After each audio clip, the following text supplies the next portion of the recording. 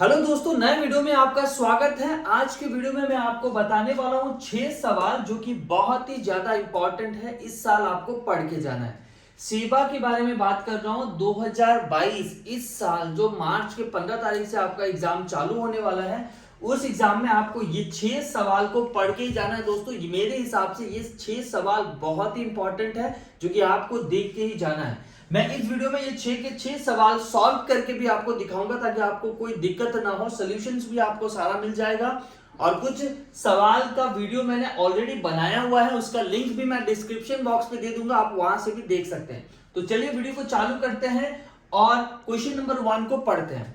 मैं पहले बताना चाहूंगा, क्वेश्चन नंबर 1 जो है चैप्टर 1 से है, ये भी चैप्टर 1 से है, ये चैप्टर 4 क्वाड्रेटिक इक्वेशन से है, ये चैप्टर 5 एपी से है, ये फिर से completing the square chapter 4 quadratic equation से है, और ये चैप्टर 7 कोऑर्डिनेट ज्योमेट्री से है। तो यहां ऑलमोस्ट आपका 4 चैप्टर कंप्लीट होने वाला है, मतलब कवर होने वाला है। ये सवाल को आपको पढ़ के ही जाना है। तो चलिए सवाल नंबर 1 पढ़ते हैं। और साथ ही बता दूं, अगर आप हमारे चैनल पर नए हैं तो चैनल को सब्सक्राइब जरूर करें और हाँ, बेल आइकन को भी जरूर प्रेस करें ताकि कोई भी नया वीडियो हमारे तरफ से अपलोड हो तो उसकी नोटिफिकेशन आपको मिलती रहे। तो पहला नंबर सवाल देखते हैं। Check whether 6 to the power n can end with the digit 0 for any natural number n।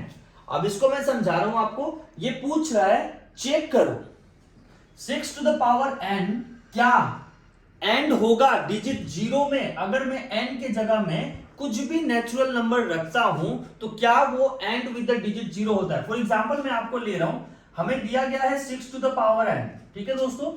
अब मैं ये n के जगह में कोई भी नेचुरल नंबर अगर रखता हूं, ठीक है दोस्तों, कोई भी नेचुरल नंबर अगर रखता हूं और इसको सॉल्व करता हूं तो इसका जो नंबर आएगा उसके लास्ट डिजिट में 0 आएगा या नहीं आएगा, वही पूछ रहा है। अब मान के चलिए मैं अगर 6 का पावर 1 रखता हूं तो आ जाता है कितना 6। अगर मैं 6 का पावर 2 रखता हूं तो आ जाता है कितना 36, ठीक है। वैसे मैं 6 का पावर 3 रखता हूं तो यहां पे भी कुछ एक आंसर आ जाएंगे। तो लास्ट में जो डिजिट आता है वो क्या 0 आएगा, वो पूछ रहा है, ठीक है। तो इसको करते कैसे मैं आपको बता रहा हूं, ठीक है। इसको करते कैसे मैं आपको सॉल्व करके बता रहा हूं। सवाल वही पूछ रहा है, check whether 6 to the power n can end with the digit 0। क्या 6n के जगह में मैं कोई भी नेचुरल नंबर अगर रखता हूं तो क्या वो जो नंबर आएगा वो डिजिट लास्ट में 0 होगा या नहीं होगा, वो पूछ रहा है। तो मैं आपको बता दूं, अगर एंड विद द डिजिट 0 होना है, ठीक है, अगर कोई भी नंबर का पावर में नेचुरल नंबर रखते हैं, ठीक है, और उसको सॉल्व करने के बाद अगर लास्ट में 0 आना है तो जो नंबर दिया हुआ रहता है ना उसका फैक्टर जो है 2 और 5 होना अनिवार्य है। अगर वो नंबर का फैक्टर जो होता है 2 और 5 दोनों होते हैं तभी जाके ये एंड करता है 0 में।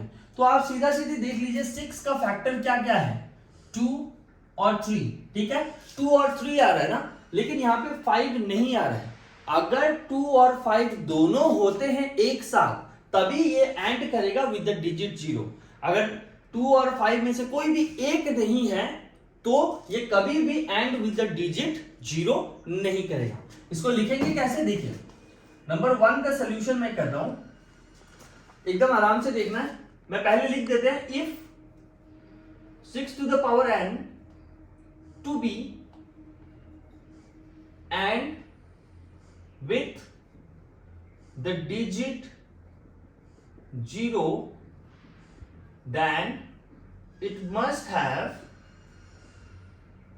2 and 5 both as a factor, ठीक है। दोनों फैक्टर होना पड़ेगा। अगर 6 to the power n to be and with the digit 0 होना है then it must have 2 and 5 both as a factor, दोनों इनके फैक्टर होना चाहिए। उसके बाद देख लेते हैं, now 6 to the power n है, ठीक है। तो 6 का अगर फैक्टर निकालेंगे तो कितना आ जाएगा 2 into 3 to the power n। तो यहां कितना आ गया 2 to the power n multiply 3 to the power n। तो यहां 2 तो फैक्टर है लेकिन 5 फैक्टर नहीं है। हमने क्या बताया था, 2 और 5 दोनों होना पड़ेगा तभी एंड करेगा विद द डिजिट 0। लेकिन यहां पे तो सिर्फ 2 है, 5 तो है नहीं। बाकी नंबर हो मुझे कोई फर्क नहीं पड़ता, लेकिन 2 और 5 दोनों होना पड़ेगा तभी ये एंड करेगा विद द डिजिट 0। अब यहां पे नहीं है तो यहां लिख देंगे since 6 to the power n do not has 5 as its factor, factor नहीं है ना, since 6 to the power n do not, ठीक है दोस्तों, do not has 5 as its factor, therefore by uniqueness, बोल सकते हैं uniqueness of fundamental theorem of arithmetic, में शॉर्टकट में लिख रहा हूं, फंडामेंटल थ्योरम ऑफ अरिथमेटिक बोलता है इसका प्राइम फैक्टर अगर 2 और 3 है तो वो यूनिक है, वो चेंज नहीं होगा। तो by uniqueness of fundamental theorem of arithmetic हम बोल सकते हैं 6 to the power n can never end with the digit 0 दोस्तों। बस इतना लिखना है, आपको 2 मार्क्स मिलने वाला है, ठीक है दोस्तों। 6 to the power n क्या एंड करेगा विद द डिजिट 0? नहीं करेगा। रीजन क्या है? वो 6 जो है उसका एलसीएम निकाल लेना आप लोग, प्राइम फैक्टर निकाल लेना। अगर प्राइम फैक्टर में 2 और 5 दोनों हैं, बाकी कुछ भी हो, 7 भी हो सकता है, 3 भी हो सकता है, उसमें कोई फर्क नहीं है, लेकिन 2 और 5 दोनों होना पड़ेगा। अगर है तो वो एंड करेगा विद द डिजिट 0, अगर नहीं है तो वो एंड नहीं करेगा विद द डिजिट 0। लिखना आपको ऐसे है, ठीक है दोस्तों। यहां मैंने 6 to the power n वो एक्सरसाइज का सवाल किया है, और एक एग्जांपल है जिसमें लिखते हैं 4 to the power n, ठीक है। 4 to the power n भी आता है दोस्तों। अगर 4 to the power n आता है तो भी ये एंड नहीं करेगा विद द डिजिट 0, बिकॉज इसका भी जो प्राइम फैक्टर है उसमें सिर्फ 2 है, 5 नहीं है, और एंड होने के लिए 2 और 5 दोनों होना जरूरी है, ठीक है दोस्तों। तो मैंने यहां आपको क्वेश्चन नंबर 1 सॉल्व करवा दिया, ठीक है। अब हम लोग चलते हैं क्वेश्चन नंबर 2 की तरफ। अब मैंने क्वेश्चन नंबर 1 सॉल्व करवा दिया तो मैं क्वेश्चन नंबर 1 को मिटा रहा हूं, ठीक है। अब आते हैं क्वेश्चन नंबर 2, वो भी चैप्टर 1 से ही है। Explain why 7 multiply 11 multiply 13 plus 13 and 7 multiply 6 multiply 5 multiply 4 multiply 3 multiply 2 multiply 1 plus 5 is a composite number। ये कंपोजिट नंबर है, हमें प्रूफ करना है दोस्तों, बहुत इंपॉर्टेंट क्वेश्चन है। ये कंपोजिट नंबर है, मुझे प्रूफ करना है। तो ये मैं इस वीडियो में नहीं कर रहा हूं, मैं आपको डिस्क्रिप्शन बॉक्स में लिंक दे रहा हूं। इसका वीडियो मैंने ऑलरेडी बनाया हुआ है, बहुत शानदार तरीके से मैंने इसको समझाया है। आप डिस्क्रिप्शन बॉक्स में देख सकते हैं, वहां मैंने लिंक छोड़ दिया है, आप वहां लिंक क्लिक करके इसका वीडियो आप देख सकते हैं, ठीक है दोस्तों। तो इसके बारे में मैं इस वीडियो में कुछ नहीं सिखा रहा हूं, आप डिस्क्रिप्शन बॉक्स में चले जाइएगा, डिस्क्रिप्शन बॉक्स में मैंने किया हुआ है। अब अगला क्वेश्चन नंबर 3 पे आते हैं। Find the roots of the equation 2x² + 1/2 = 2x। तो आपको क्या करना है, इसका रूट्स निकालना है, ठीक है। इस साल ये नया आया हुआ है, नया बुक में जो प्रिंट हुआ था इसमें नया क्वेश्चन है ये, तो इसको पढ़ना बहुत इंपॉर्टेंट है, ये आ सकता है एग्जाम में। तो चलिए शुरू करते हैं वो वाला, जो कि है 2x² + 1/2 = 2x, ठीक है। इसका रूट्स निकालना है आपको। तो पहले इसको क्वाड्रेटिक इक्वेशन फॉर्म में लेके आते हैं, इसको एलसीएम कर देते हैं, 2 हो जाएगा, ये हो जाएगा एलसीएम करके 4x² + 1 = 2x। अब इसको करेंगे क्रॉस मल्टीप्लाई, हो जाएगा, ये इसके साथ मल्टीप्लाई होगा तो 4x हो जाएगा, ठीक है। ये एलसीएम कर रहा हूं, होप आपको एलसीएम आता होगा। फिर मैं क्या करता हूं, 4x² को यहीं रखता हूं, ये जो -4x है इसको इधर लेके आ जाता हूं, +1 = 0, ठीक है दोस्तों। अब ये मेरा क्वाड्रेटिक इक्वेशन फॉर्म में आ गया, जो कि ax² + bx + c = 0 फॉर्म में आ चुका है। अब इसको रूट्स निकालने के लिए या तो आप यहाँ पे स्प्लिटिंग द मिडिल टर्म भी कर सकते हैं, क्वाड्रेटिक फॉर्मूला भी यूज कर सकते हैं, या कंप्लीटिंग द स्क्वायर, आपकी मर्जी, कोई भी एक मेथड यूज कर सकते हैं। तो मैं देखता हूं अगर स्प्लिटिंग द मिडिल टर्म्स पे जा रहा है तो मैं स्प्लिटिंग द मिडिल टर्म से यूज करूंगा। x² के आगे 4 है, 4 × 1 4, तो ऐसा दो नंबर ढूंढना है जिसको प्लस करके 4 होना पड़ेगा, मल्टीप्लाई करके 4। तो मुझे मिल गया, अगर मैं 2 + 2 करता हूं तो मेरा 2 + 2 4 आ जाता है, और 2 × 2 कितना हो जाता है, 4 हो जाता है। तो ये हो गया 4x² - 2x minus plus minus, फिर माइनस प्लस -2x + 1 = 0, ठीक है दोस्तों। अब इन दोनों में कॉमन ले लेते हैं, 2x कॉमन आ जाएगा, ठीक है, यहां बच जाएगा 2x - 1, ठीक है दोस्तों। अब इसके बाद यहां से भी कॉमन लेंगे, माइनस कॉमन लेंगे तो -1 होगा, ठीक है, यहाँ दोनों में कुछ भी कॉमन नहीं है तो 1 कॉमन होता है, दोनों में माइनस कॉमन ले रहा हूँ क्योंकि मुझे यहाँ माइनस लाना है, तो ये हो गया 2x - 1 इज इक्वल्स टू 0। ठीक है, हमेशा याद रखें दोस्तों ये दोनों हमेशा सेम आना पड़ेगा। स्प्लिटिंग द मिडिल टर्म्स का भी वीडियो मैंने बनाया हुआ है, मैं डिस्क्रिप्शन बॉक्स पे लिंक दे दूंगा, अब स्प्लिटिंग द मिडिल टर्म्स भी क्विक रिवीजन कर सकते हैं। तो यहाँ हो गया, जो कॉमन फैक्टर है उसको आगे ले लेते हैं और बचा हुआ यहाँ लिख देते हैं। ठीक है दोस्तों, इतना हो गया।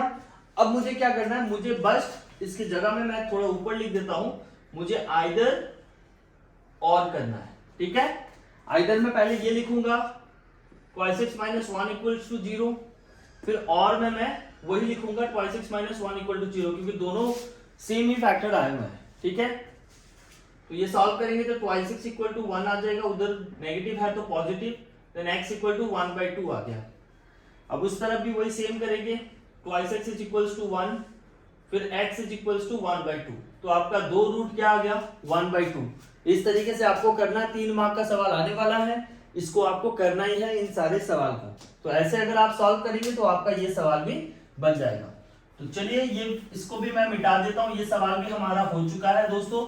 ये सारे सवाल को आपको करना है दोस्तों, ये सवाल किए बिना आप जाएंगे नहीं। ठीक है दोस्तों, अब क्वेश्चन नंबर 3 को मैं मिटा देता हूं क्योंकि 3 हमारा बन चुका है। अब मैं क्वेश्चन नंबर 4 के तरफ आगे बढ़ रहा हूं, जो कि है एरिथमेटिक प्रोग्रेशन चैप्टर 5 से। ठीक है, तो पढ़ते हैं।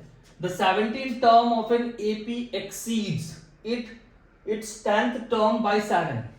जो AP है, उन AP का जो 17 टर्म है वो 17 टर्म बड़ा है।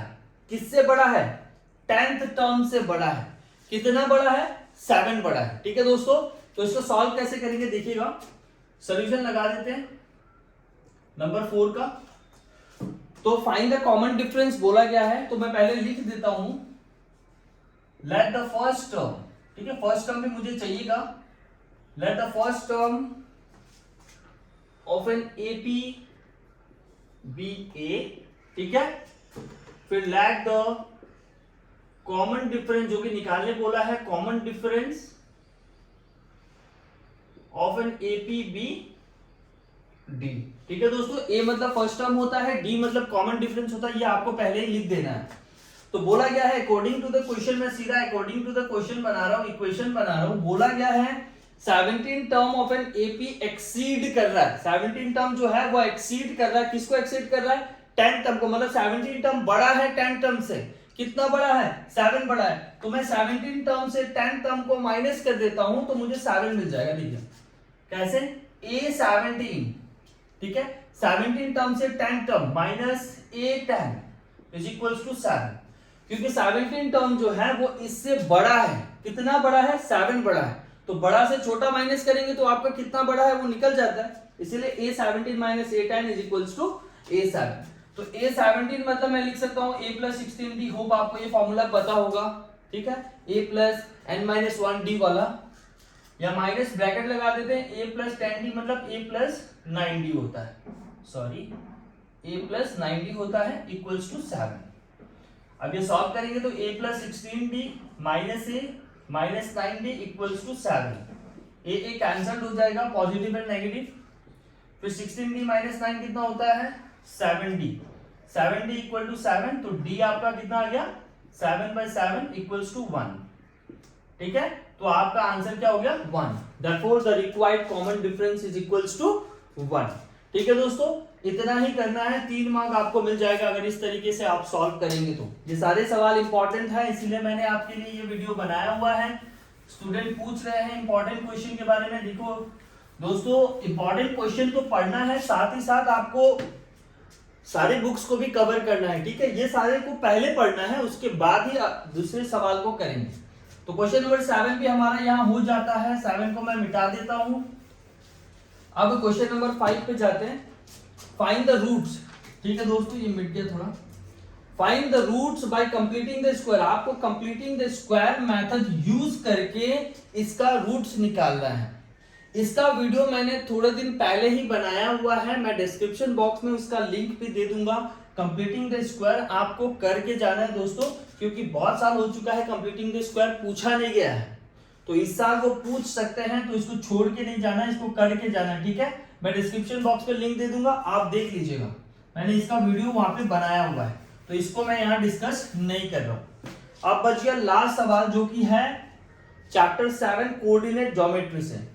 If A and B are this and this, ठीक है, ए का कोऑर्डिनेट आपको दिया हुआ है, बी का कोऑर्डिनेट आपको दिया हुआ है, ए और बी का कोऑर्डिनेट आपको दे दिया गया है, ठीक है दोस्तों। Find the coordinates of P such that AP equal to 3/7 AB and P lies on the line segment AB। दोस्तों ध्यान से देखना, पहले बोल दिया है A का कोऑर्डिनेट ये है, B का कोऑर्डिनेट ये है। Find the coordinate of P। अब A और B के बीच में या कहीं पे, ठीक है, बीच बोल के नहीं बोलूंगा, कहीं पे वो बैठा हुआ है P। अब वो P lies on the line segment AB, तो मुझे क्या बोल रहा है, P का कोऑर्डिनेट आपको निकालना है, ठीक है। मैं एक डायग्राम आपको बना के दिखा देता हूं। मान के चलिए ये एक लाइन सेगमेंट है, मान के चलिए ये A है और ये B है दोस्तों। A का कोऑर्डिनेट आपको दिया हुआ है -2, -2, ठीक है, और B का कोऑर्डिनेट आपको दिया हुआ है 2, -4, ठीक। A का कोऑर्डिनेट आपको दिया हुआ है, B का कोऑर्डिनेट दिया हुआ है, और बोला हुआ है P lies on the line segment AB। इसी के कहीं बीच में, यहां हो सकता है, यहां हो सकता है, यहां हो सकता है, कहां होगा मुझे पता नहीं, लेकिन इसी के बीच में P बैठा हुआ है, यहां बैठा हुआ है, यहां बैठा, कहां मुझे पता नहीं, लेकिन बैठा हुआ है।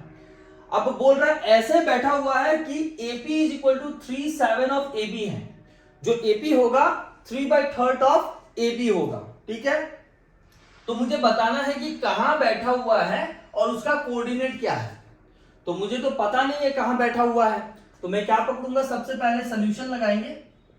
इसी सवाल को करना है, तो सबसे पहले सॉल्यूशन लगाएंगे, तो बोलेंगे लेट द कोऑर्डिनेट, पता नहीं है मुझे क्या कोऑर्डिनेट है, coordinate of P be x, y, ठीक है दोस्तों। x, y ले रहा हूं मैं, P का कोऑर्डिनेट कहां है मुझे पता नहीं, x, y ले रहा हूं। उसके बाद हियर, अब ये वाला AB है, तो मैं इस वाले पॉइंट को x1 y1 x2 y2 बोल सकता हूं, तो लिख देते हैं x1 is equals to -2, y1 is equals to -2, ठीक है। फिर x2 is equals to 2, y2 is equals to -4, ठीक है दोस्तों। अब मुझे क्या करना है, अब मुझे अगर वो पॉइंट P को निकालना है कोऑर्डिनेट को, तो मुझे सेक्शन फॉर्मूला यूज करना पड़ेगा। अब क्या होता है section formula, section formula use करने के लिए आपको रेशियो चाहिए होता है। अगर मुझे कोई बता दे कि AB को जो पॉइंट P लाई कर रहा है वो इतना रेशियो में बैठा हुआ है, तो मैं आराम से सेक्शन फॉर्मूला के मदद से मैं आपको आंसर बता सकता हूं। तो उसके लिए तो मुझे रेशियो चाहिए होगा। नाउ मुझे क्या दिया हुआ है, ये कंडीशन दिया हुआ है, AP is equal to 3/7 AB, ठीक है दोस्तों, ये हमको कंडीशन दिया हुआ है। मान के चलते हैं P जो है वो यहां है, मान के चलते हैं P यहां है, तो मुझे रेशियो जो चाहिए होगा वो रेशियो AP/PB का रेशियो चाहिए होगा। लेकिन यहाँ पे तो आपको AP और AB का रेशियो दिया हुआ है, AP और पूरा AB का रेशियो दिया हुआ है ना, तो आप क्या करेंगे, ये AP वाला रेशियो, AP और AB वाला रेशियो को हटाकर आप AP/PB वाला रेशियो को लेके आएंगे, फिर नॉर्मल सेक्शन फॉर्मूला हम डाल देंगे तो जवाब बन जाएगा। तो इसको सॉल्व करके देखते हैं, AP ही रहेगा, इसको 3AB/7 बना देते हैं, ठीक है। AP ही रहेगा, AB मतलब मैं AP+PB लिख सकता हूं, ठीक है, AB का मतलब AP+PB लिख सकता हूं। अब आप सोच रहे होंगे कि भैया आप ये सब क्यों कर रहे हैं, मुझे रेशियो चाहिए AP/PB का, लेकिन यहाँ रेशियो दिया हुआ है AP/AB का। इसको अगर रेशियो में बना भी लेते हैं तो AP/AB का रेशियो आता है, तो यहाँ हो गया 7, ठीक है दोस्तों।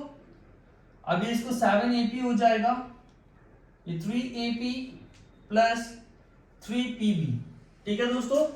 अब यहां कर देते हैं, तो ये AP इधर आ जाएगा, तो ये कितना हो जाएगा, 7AP - 3AP is equals to 3PB, तो ये होगा 4AP is equals to 3PB, ठीक है दोस्तों। आपको ऐसे ब्रेकअप करके ना AP और PB, देखिए AP और PB आ गया ना, मुझे AP और PB चाहिए था, तो अब मैं क्या कर रहा हूं, PB को इधर ला दे रहा हूं, AP/PB और वो 3/4, ठीक है। Therefore AP is to PB मतलब कितना हो गया, 3:4, ठीक है, दैट मीन्स ये जो है m1:m2 मुझे मिल गया। m1 मतलब 3 होगा, m2 मतलब 4 होगा। अब मुझे वो रेशियो डालना है, ठीक है। मैं इसको मिटा देता हूं, इसका काम हो चुका है, तो सवाल को मैं थोड़ा देर के लिए मिटा दे रहा हूं, ठीक है दोस्तों। अब यहां मुझे क्या करना है, रेशियो मुझे मिल गया है, तो हियर मैं लिख सकता हूं m1 = 3 और m2 = 4, ठीक है दोस्तों। अब थोड़ी देर के लिए मैं ये डायग्राम भी मिटा दे रहा हूं। अब यहां करते हैं यूजिंग सेक्शन फॉर्मूला दोस्तों, यूजिंग सेक्शन फॉर्मूला, ठीक है। आपको क्या फॉर्मूला यूज करना है, सेक्शन फॉर्मूला यूज करना है। तो सेक्शन फॉर्मूला मैं आपको लिख दे रहा हूं, जो कि है px, y निकालने का फॉर्मूला जो होता है, मैं यहां लिख दे रहा हूं m1x2 plus m2x1 bye m1 plus m2। उसके बाद यहां होगा m1y2 plus m2y1 bye m1 plus m2, ठीक है दोस्तों। ये फॉर्मूला मुझे डालना है और सेक्शन फॉर्मूला की मदद से मैं वो पॉइंट कोऑर्डिनेट को निकालूंगा। तो ये हो गया px, y। अब डाल देते हैं m1 मतलब आपको क्या दिया हुआ है 3, मल्टीप्लाई x2 मतलब आपको क्या दिया हुआ है 2, प्लस m2 मतलब आपको क्या दिया हुआ है 4, फिर x1 मतलब आपको क्या दिया हुआ है -2, फिर नीचे m1 m2 कितना दिया हुआ है 3 और 4, तो हो जाएगा 3 + 4, ठीक है दोस्तों। अब उधर भी वही करेंगे, m1 मतलब कितना दिया हुआ है आपको 3, मल्टीप्लाई y2 आपको कितना दिया हुआ है -4, प्लस m2 आपका कितना है 4, मल्टीप्लाई y1 आपको कितना दिया हुआ है -2, ठीक है। और नीचे जो है वो 3 + 4 ही होगा, ठीक।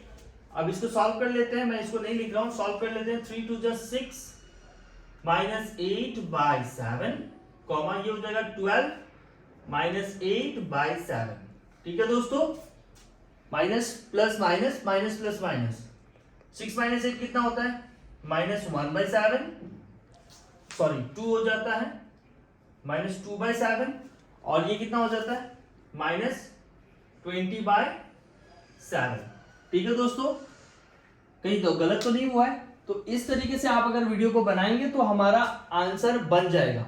ये बस सेक्शन फॉर्मूला मुझे डालना था, 3:4 हमारा रेशियो निकालना था, AP:PB। तो इस तरीके से मेरा आंसर पूरा बन गया। बस आपको ये सेक्शन फॉर्मूला याद करना है और सेक्शन फॉर्मूला में कोऑर्डिनेट को बैठाना है और कोऑर्डिनेट जो जो दिया हुआ है उसी को सॉल्व करना है। इस तरीके से आप करेंगे तो आपका जवाब सही बन जाएगा। होप आपको ये वीडियो पसंद आई होगी। अगर पसंद आए तो लाइक, शेयर एंड सब्सक्राइब जरूर करें। Thank you so much.